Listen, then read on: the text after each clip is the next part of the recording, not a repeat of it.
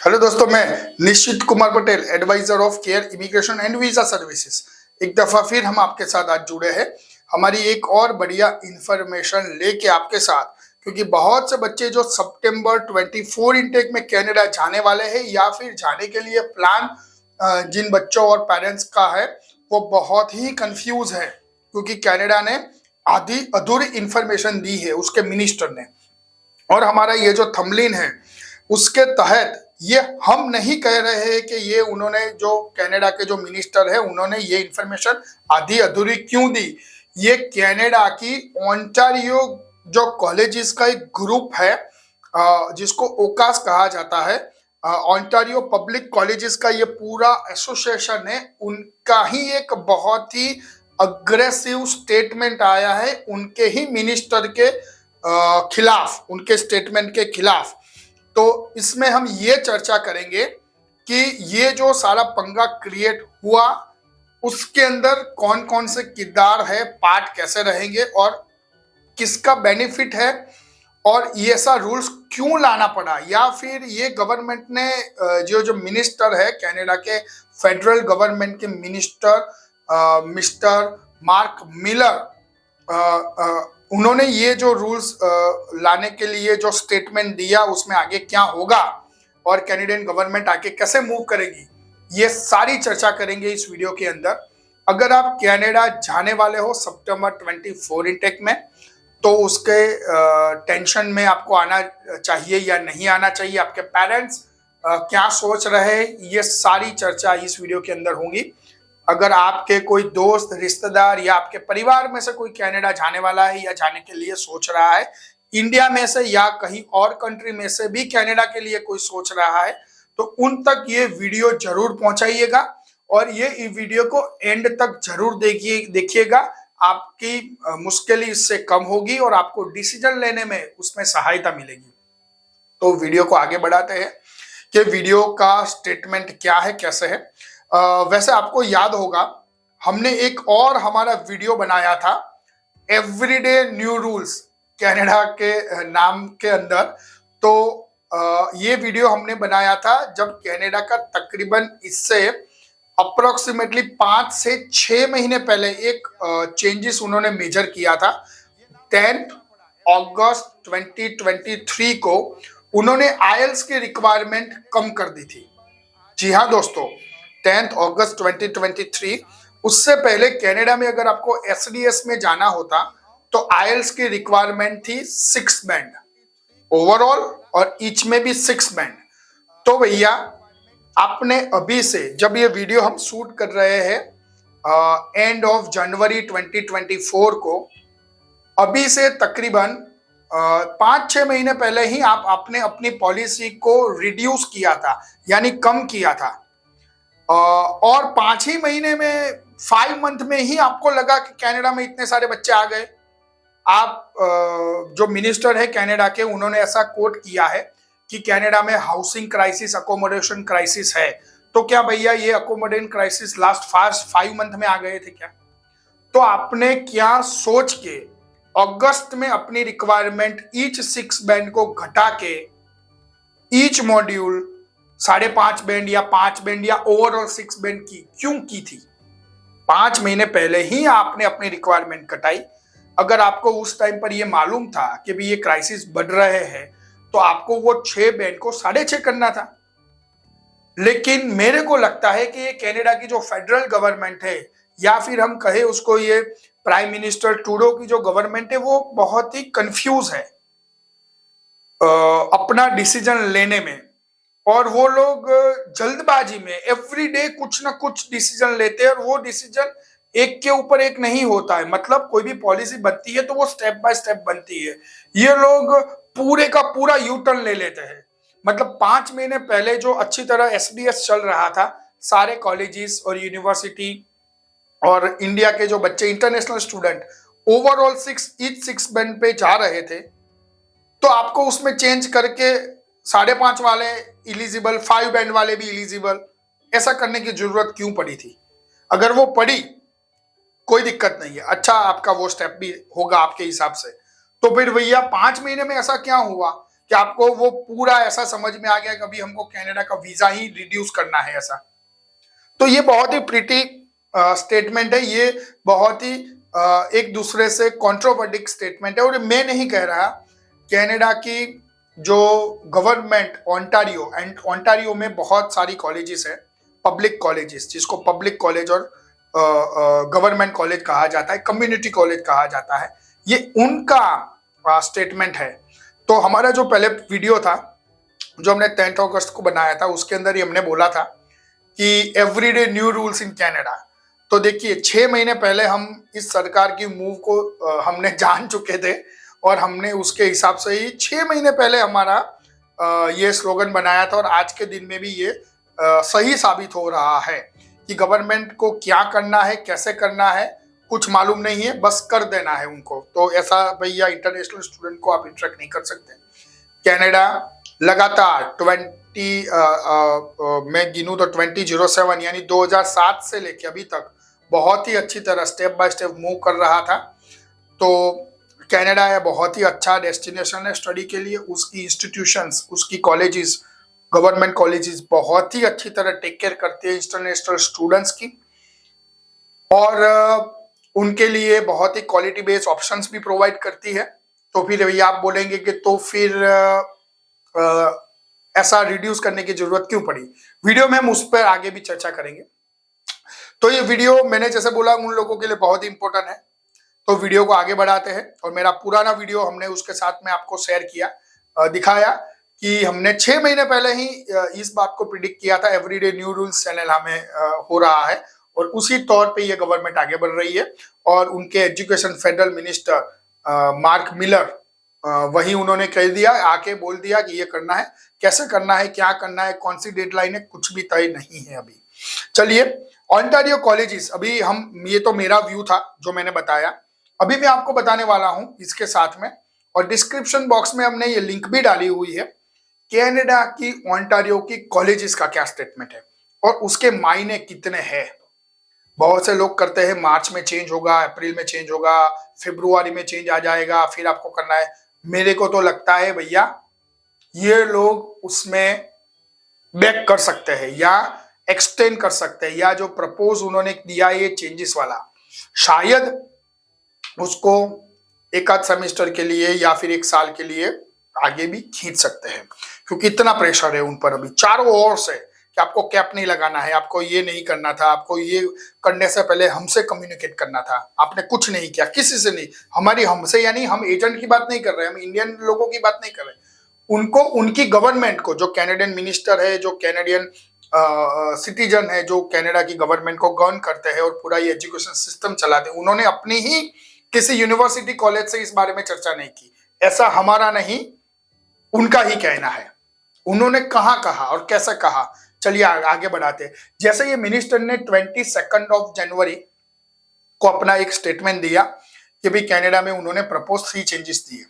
पहला चेंजेस उन्होंने दिया डिपेंडेंट वीजा ऑन स्टूडेंट। जब आप पढ़ाई कर रहे हो, ये भी समझना है, उसी टाइम के लिए आप डिपेंडेंट नहीं ला सकते, ये उनका कहना है। जैसे आपको वर्क परमिट मिलती है, आप डिपेंडेंट को अप्लाई कर सकते हो, बुला सकते हो, ठीक है। दूसरा उन्होंने प्रपोज चेंजेस दिया है, एक अटेस्टेशन लेटर चाहिएगा अभी सबको, उसके लिए हमने एक सेपरेट से वीडियो बनाया है अटेस्टेशन लेटर का। डिस्क्रिप्शन बॉक्स में हमने वो भी लिंक आपकी लिए डाल दी। अगर वो वीडियो भी नहीं देखा है आपने तो वो भी वीडियो जरूर देखिएगा। हमारा वो वीडियो बहुत ही अच्छी तरह वायरल और कमेंट उसमें बहुत आ रहे हैं बच्चों को, और हम उन सारे बच्चों को अपने नॉलेज और एक्सपीरियंस के हिसाब से आंसर देने की कोशिश कर रहे हैं। और उन्होंने तीसरा चेंजेस किया है PPP model, public private partnership के तहत जो कॉलेज चल रही थी, तकरीबन कोई बोलता है 16 कॉलेज है, कोई बोलता है 18 कॉलेज है, कोई बोलता है 15 कॉलेज है, उनका वर्क परमिट नहीं मिलेगा सितंबर के बाद। तो ये बड़े बड़े 3 चेंजेस है। उनको कैनेडियन कम्युनिटी कैसे देखती है, हमारे जैसे तो बहुत एजेंट अपना व्यू देते हैं। आज हम उस पर चर्चा करेंगे। कनाडा की जो गवर्नमेंट कॉलेजेस, एक कॉलेज नहीं दोस्तों, तकरीबन 15 से अधिक कॉलेज, 20 के आजू बाजू की कनाडा की कॉलेजों का एक ग्रुप है बहुत बड़ा, उनका क्या कहना है इस पर, ये चर्चा करेंगे इस वीडियो के अंदर। तो यहां पर उसका स्टेटमेंट है उनका। मैं आपके लिए उस पूरा स्टेटमेंट उनका बहुत बड़ा है, उसमें से कई कई इंपॉर्टेंट चीज आपको मैं कोट करूंगा यहाँ पर, और उसका क्या मायना होता है वो भी आपको मेरी दृष्टि से समझाने की कोशिश करूंगा। तो उसके अंदर है, federal government cap on study permit for international student is essential and moratorium by cells that is already causing a significant and unnecessary, उनने बहुत ही हार्ड वर्ड यूज किया है इस अपने स्टेटमेंट पे, unnecessary unavailable for the students, employer and communities। ये Canadian federal government का जो स्टेटमेंट है या उनका ये स्टेप है, ये बिल्कुल जरूरी नहीं है आज के तौर पे। तो ये उनका कहना है, स्टार्टिंग में ही उन्होंने कहा है। फिर उन्होंने बात की है कि ऑन्टारियो बेस्ड जो पब्लिक कॉलेजेस है उनका कितना बहुत बड़ा कंट्रीब्यूशन है अपनी कम्युनिटी के अंदर, अपने कनाडा के ग्रोथ के अंदर, उस पर बात की है। फिर उन्होंने फिर डांट लगाई अपनी फेडरल गवर्नमेंट को। We believe this blunt approach, बहुत ही हार्ड वर्ड उन्होंने यूज किए अपनी ही मिनिस्टर, अपनी ही फेडरल गवर्नमेंट के अगेंस्ट में। We believe this blunt approach does not adequately consider the talent needs of the province of Ontario and does not consider the many thousands of students who will now be left in limbo with their hopes of old। ये उनका group का colleges का कहना है अपनी government के बारे में।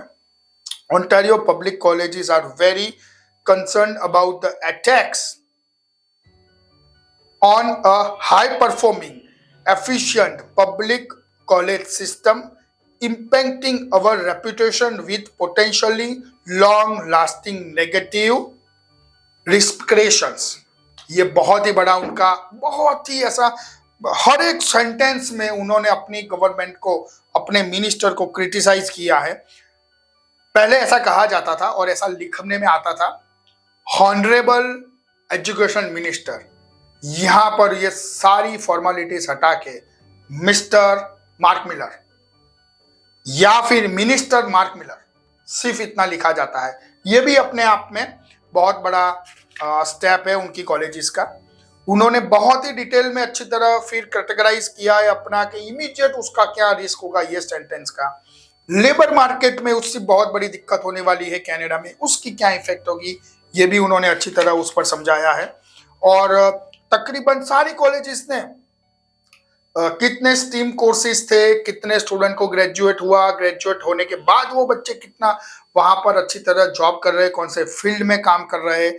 इंटरनेशनल स्टूडेंट्स एक्चुअली कनाडा के लिए और हर एक कंट्री के लिए बहुत बड़ा इकोनॉमी को आगे बढ़ाने का एक जरिया होता है। और वो जो इंटरनेशनल स्टूडेंट्स है बहुत हार्डवर्क करते हैं किसी भी कंट्री में। इंटरनेशनल स्टूडेंट्स यानी एक इंडियन स्टूडेंट्स की बात नहीं कर रहा हूँ, जो इंटरनेशनल स्टूडेंट जाते हैं वो हार्डवर्क करते हैं क्योंकि उनको उस देश में अपना एक रेपुटेशन, अपना एक कैरियर बनाना होता है। और वो अगर गलत नहीं मैं हूं, अगर गलत आप नहीं लो उसको, कि जो वहां के सिटीजन होते हैं उससे भी ज्यादा टैक्स वो लोग पेड करते, उससे ज्यादा मेहनत वो लोग करते, उससे ज्यादा कॉम्प्रोमाइज वो लोग करते हैं जो इंटरनेशनल स्टूडेंट होते हैं। यानी एक नया ब्लड जो होता है, अगर अपने शरीर की बात करें, अपने शरीर में पुराना ब्लड तो घूमता रहता है, वो तो बेनिफिशियल है ही, लेकिन जो नया ब्लड आता है वो जोश उमंग के साथ आता है, साथ में हर एक चीज को वो फेस करने के लिए तैयार होता है। तो ऐसे इंटरनेशनल स्टूडेंट्स है वहां पर जो बहुत स्ट्रगल कर रहे हैं अभी कनाडा में और अपनी लाइफ को, अपनी जर्नी को आगे बढ़ाते हैं, जो बढ़ाना चाहिए उनको। तो आपके साथ ये ओंटारियो कॉलेजेस की सारी बॉडी आपके साथ है। उन्होंने लिखा है, और मैंने बोला ना, कहीं पर उन्होंने ऐसा शब्द यूज नहीं किया ऑनरेबल एजुकेशन मिनिस्टर या ऑनरेबल मिनिस्टर, सब जगह लिखा है मिस्टर मार्क मिलर या फिर मिनिस्टर मार्क मिलर।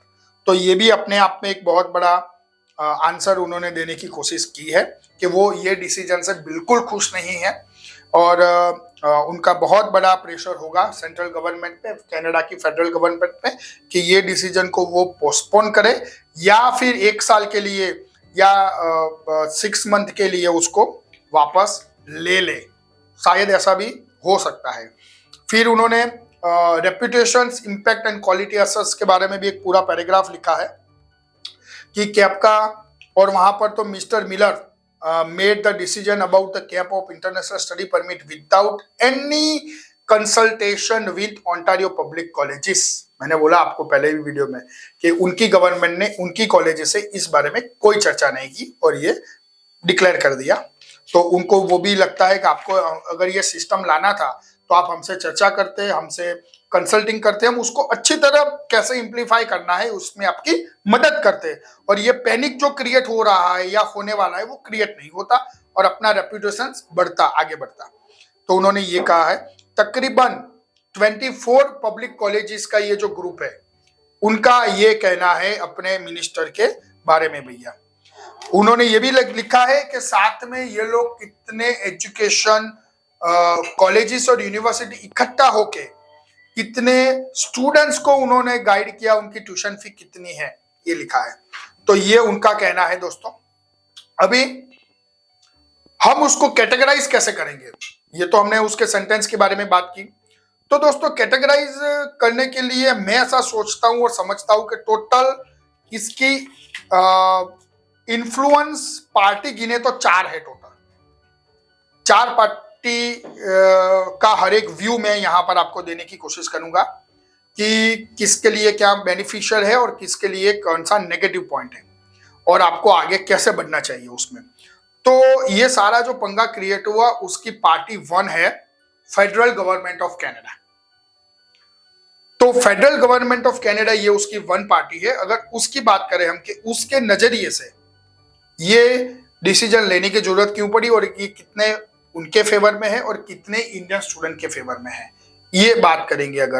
अगर मैं उसमें गिनूं तो भैया अभी जो फेडरल गवर्नमेंट है वो अभी उसकी जो इंप्रेशन है वहां के लोगों के लिए, जो कैनेडियन सिटीजन लोग हैं जो वोट करते हैं वहां पर बेसिकली, उनके लिए अभी जो गवर्नमेंट है उसकी इंप्रेशन सबसे नेगेटिव है। या फिर उसका जो पैमाना होता है गवर्नमेंट का, people are happy with the Trudeau government और नॉट फेडरल गवर्नमेंट, सेंट्रल में जो है वहां पर, तो अभी उसका सबसे कम सेटिस्फेक्शन रेशियो है पूरे कनाडा में। क्यों? क्योंकि वहां पर इन्फ्लेशंस बहुत ही बढ़ रहा है। सेकंड, वहां पर अकोमोडेशंस और हाउसिंग क्राइसिस है दोस्तों। उसके रेंट और उसके परचेसिंग जो न्यूली आप करते हो उसके इंटरेस्ट रेट रियल में बहुत हाई चल रहे हैं। रेंट जो बच्चे लोग रेंट वहां पे देते हैं या फिर जो डोमेस्टिक लोग रहते हैं कनाडा के सिटीजन और वो भी अपनी कंट्री में जो रेंट दे रहे हैं वो बहुत ही हाई हो चुका है, बहुत ही हाई रेंट हो चुका है। साथ में ये दिक्कत क्यों आई? ये दिक्कत इंटरनेशनल स्टूडेंट के हिसाब से नहीं आई है।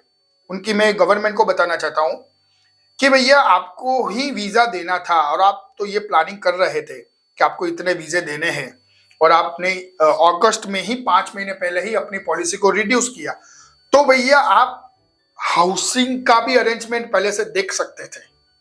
तो ये आपका फेलर है प्लानिंग में, जिस पर आप किसी और को थोपना चाहते हो। और यानी क्या इंटरनेशनल स्टूडेंट पे थोपेंगे आप? जो मैंने पहले भी बताया वीडियो में वो आपकी एसेट है और उसके हिसाब से ही आपकी कंट्री और उसके सारे जो बिजनेस, ग्रोसरी स्टोर, रेस्टोरेंट वगैरह बहुत ही अच्छी तरह बढ़ रहा है।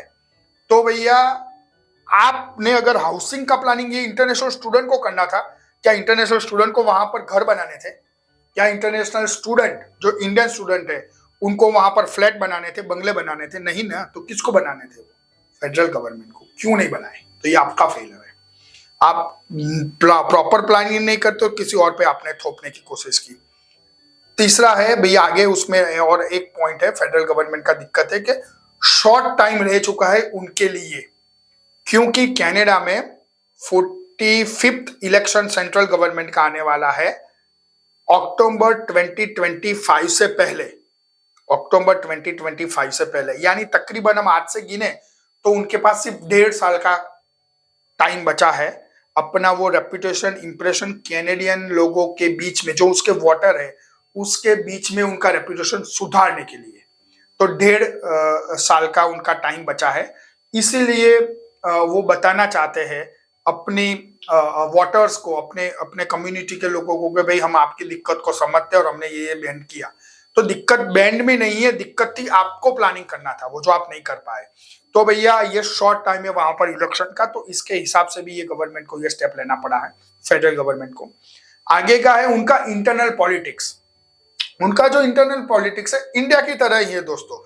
जैसे इंडिया में होता है ना, कहीं एक स्टेट में कोई और गवर्नमेंट है और सेंट्रल में कोई और गवर्नमेंट है, तो वो जो स्टेट वाली गवर्नमेंट जो भी ब्लेम होता है वो सेंट्रल पे डालती है और सेंट्रल वाली गवर्नमेंट स्टेट पे डालती है। तो ये उनका इंटरनल पॉलिटिक्स के हिसाब से सब लोग बोल रहे थे। उन्होंने क्या किया कि ये असेसमेंट और कैप और कोटा ला दिया, यानी फिर उन्होंने उसके अंदर अपने सारे स्टेट को कोटा दे दिया। फिर उन्होंने बोला कि आपको ये कोटा यूज करना है करो, नहीं करना है मत करो।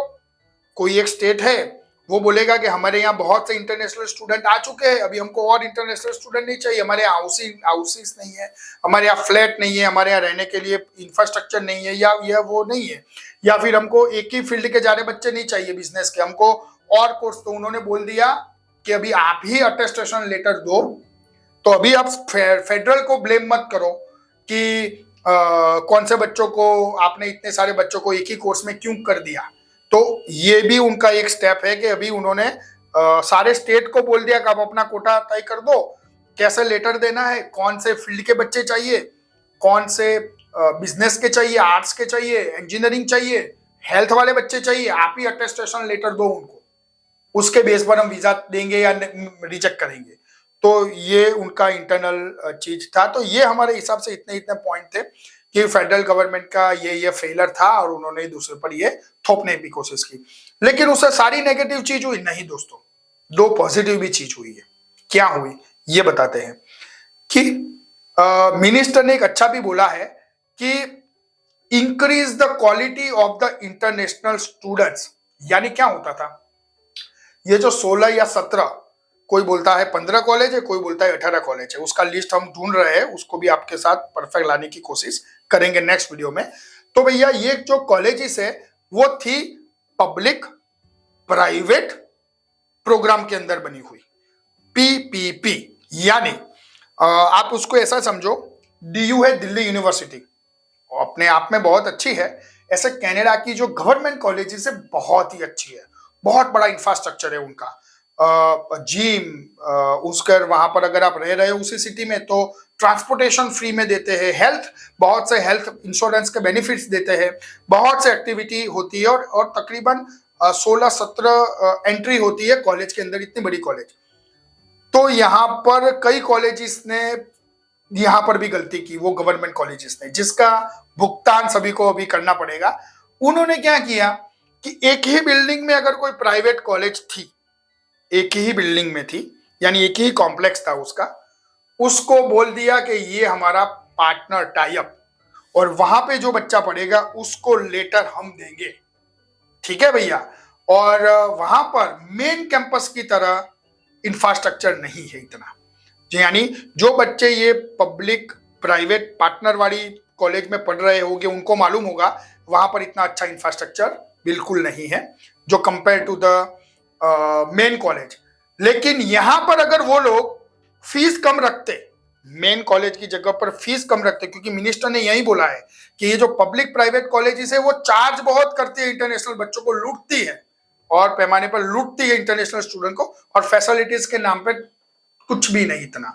तो ये तो सही बात है उनकी मिनिस्टर की, जिस पर हम भी एग्री करते हैं कि जो मेन कैंपस है उसके हिसाब से वहां पर इतनी फैसिलिटी नहीं होती। और दूसरा कि ये कॉलेज जिसने कहीं और सिटी विटी वगैरह में पब्लिक पार्टनरशिप नहीं की, और जो सिटी बड़ी है जहां पर ज्यादा से ज्यादा आबादी है वहां पर ही क्यों भैया की।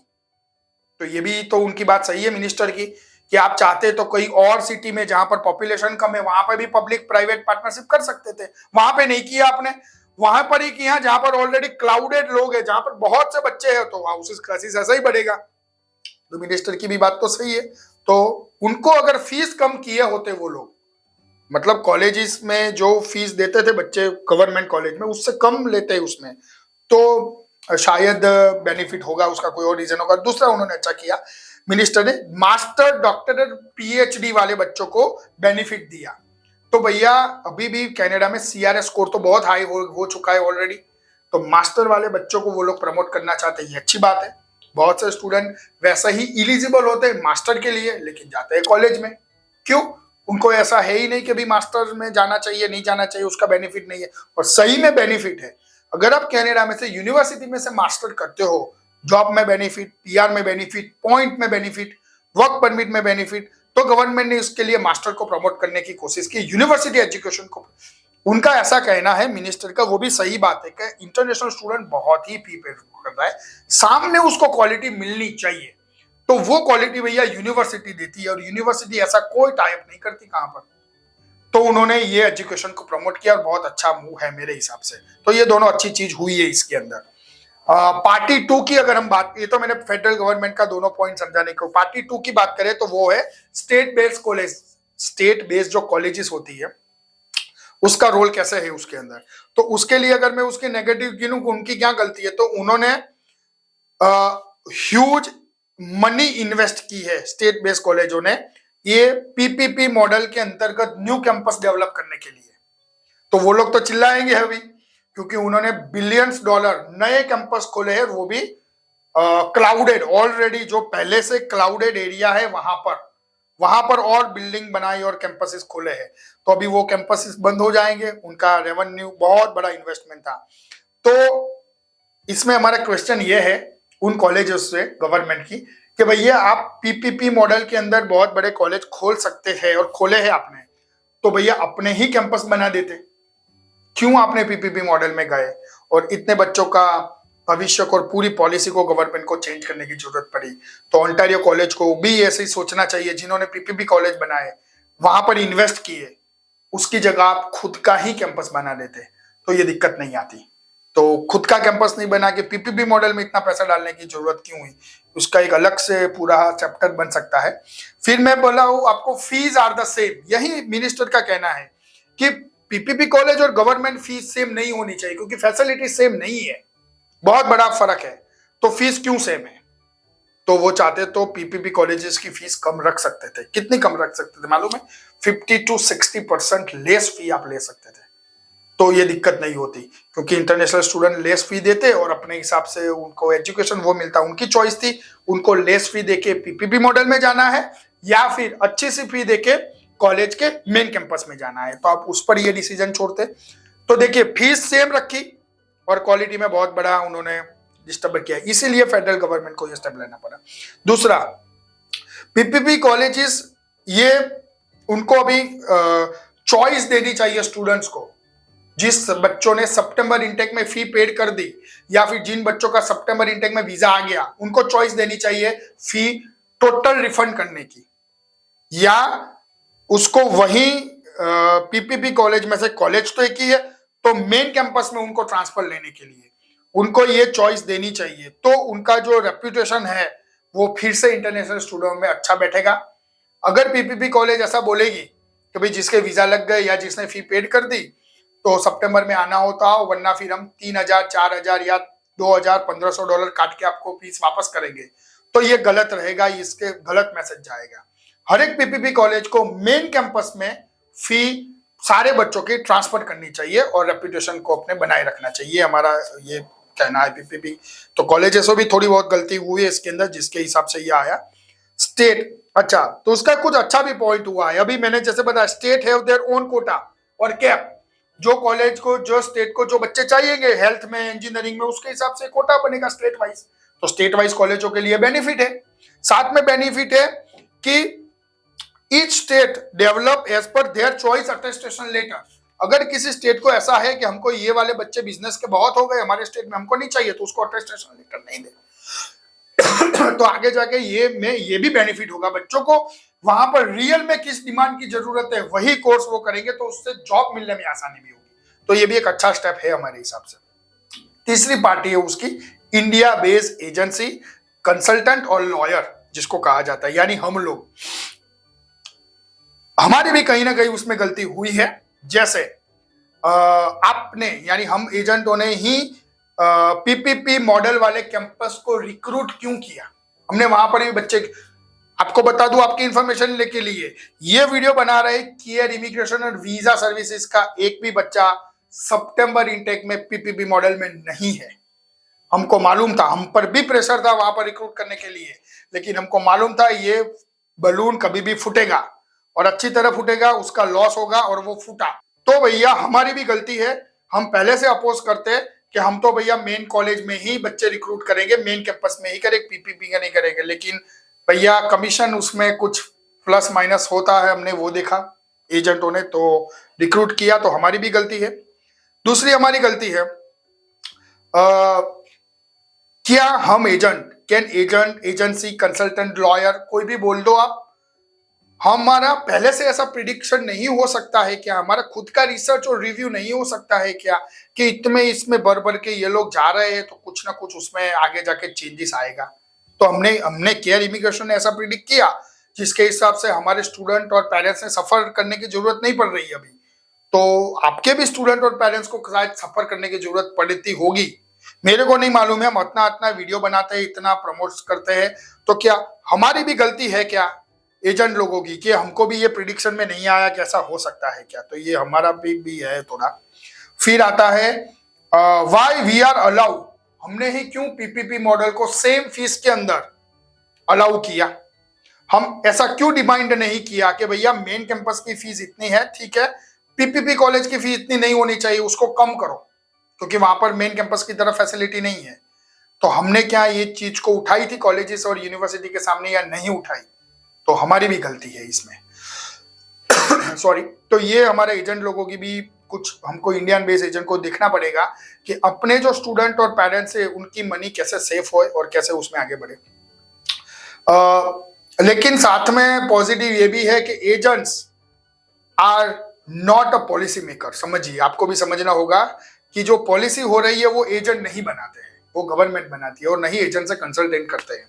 तो वो पॉलिसी में तो उनका रोल है नहीं कुछ।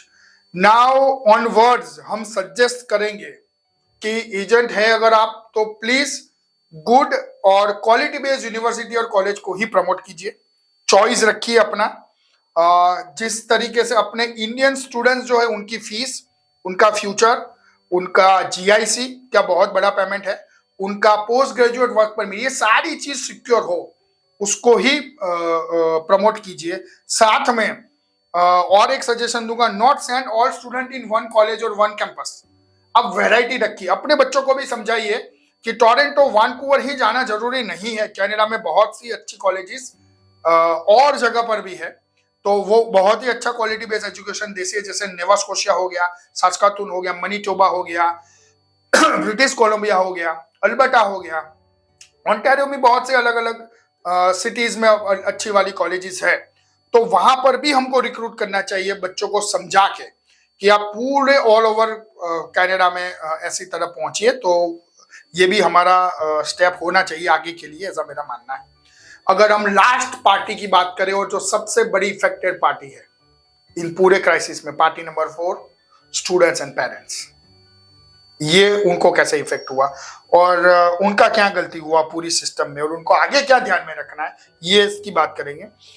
तो हर एक स्टूडेंट्स और पेरेंट्स को बताना चाहूंगा कि अभी आप सर्च करेंगे हमारे जैसे वीडियो, कमेंट करेंगे, लिखेंगे, पढ़ेंगे और काम करेंगे, why not select main campuses rather than PPP campus? आपने मेन कैंपस, जैसे कैम्ब्रियन कॉलेज का मेन कैंपस सडबरी है, आपने सडबरी में नहीं पढ़ना और पीपीपी मॉडल में आपको हेंसन में, टोरंटो में ही पढ़ना है, ऐसा आपने क्यों चॉइस किया? आप वो भी सर्च कर सकते थे अपने तौर पे। हाँ ठीक है, आप एजेंट को रिक्रूट करते, एजेंट का भी काम है, हमने पार्ट 3 में बताया, लेकिन आप भी तो देख सकते थे, क्योंकि अल्टीमेटली पैसा तो आपका भी लगा है।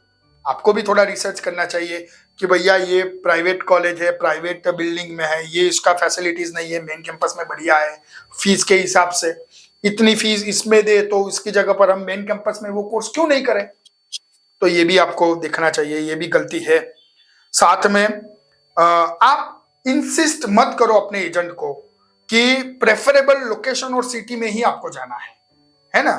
तो एजेंट को भी आप चॉइस दो कि भैया हमको अच्छा पढ़ना है, जो हम पैसा दे रहे हैं, जो कनाडा में इन्वेस्ट कर रहे हैं जितना पैसा, उसके क्वालिटी बेस्ड एजुकेशन हमको दो। और है सच में बहुत सी अच्छी इंस्टीट्यूशंस है, कॉलेजेस है, यूनिवर्सिटीज है, जो पैसा लेती है उसके हिसाब से फैसिलिटीज और काम देती है, बढ़िया देती है उससे। तो तो आप इंसिस्ट मत करो अपने एजेंट को या कंसल्टेंट को, यार अपने आप को, कि आपको पर्टिकुलर कोई एक ही लोकेशन का आग्रह मत रखो, क्वालिटी का डिमांड होनी चाहिए आपकी। तीसरी बात है, why agree to study in the same fees. आपने भी क्यों पीपीपी कॉलेजों को बोला कि मेन कैंपस में फी है, इतनी ही फीस आप हमसे लो और फैसिलिटी के नाम पे कुछ नहीं। तो आपको भी बोलना चाहिए था कि पीपीपी कॉलेज की फीस कम होनी चाहिए कंपेयर टू मेन कैंपस, तो ये चीज नहीं होती शायद। तो ये सारी चीज को आपको ध्यान में रखना चाहिए था, जो आपने नहीं रखा, तो ये प्रॉब्लम हुई है। आगे क्या करना है आपको, तो आगे आपको ये करना रहेगा, now received good quality education in main campus in the same fees. आपको मेन कैंपस में ही पढ़ना चाहिए यूनिवर्सिटीज कॉलेजेस के, उसके दूसरे कैंपस होते हैं वहां पे भी पढ़ना चाहिए, लेकिन ओन बाय कॉलेज होने चाहिए, पीपीपी वाला मॉडल नहीं चाहिए। बहुत से कॉलेजेस इसके 3-4 कैंपस है, तो सारे कैंपस उसके बढ़िया है, तो वहां पर भी आपको पढ़ने का रखना चाहिए, नहीं कि पीपीपी मॉडल में। दूसरा, ये सब चीज में एक और भी चीज पॉजिटिव हुई है शायद, लेकिन उसका मोर कंफर्मेशन अवेटिंग रहेगा, कि post graduate work permit 1 year पहले जो बच्चे करते थे उसको दूसरा एक कोर्स ऐड करना पड़ता था, ताकि उनको 3 साल का वर्क परमिट मिले, पोस्ट ग्रेजुएट वर्क परमिट। शायद ऐसा सुनने में आया है कि अभी 1 साल का पीजी का कोर्स लेके जाएंगे, फिर भी आपको वर्क परमिट 3 साल तक का मिलेगा। तो ये भी थोड़ा एक पॉजिटिव मूड है, लेकिन उसका अभी फाइनल कंफर्मेशन और डिटेल इंफॉर्मेशन आनी बाकी है, तो ये उसका पार्ट है दोस्तों। दूसरा आपके लिए ये भी है कि student will received freedom from exam failure. क्या होता था पीपीपी मॉडल में, बहुत सी कंप्लेन भी आई थी गवर्नमेंट के पास कि जो पीपीपी मॉडल वाली कॉलेजेस है वो बच्चों को ज्यादा से ज्यादा फेल करती थी, क्या ताकि उनकी एग्जाम फी दोबारा सेमेस्टर की फीस लगे, ऐसा शायद से गवर्नमेंट का रिपोर्ट है।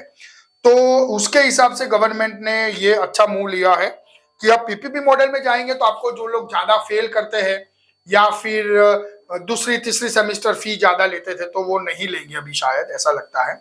दूसरा एक अच्छा पॉइंट है उसमें ये भी हुआ है, already present estimated cap quota उन्होंने जो तय किया है 2024 के लिए, वो है तकरीबन 3,40,000, यानी already 3,40,000 is a big number दोस्तों।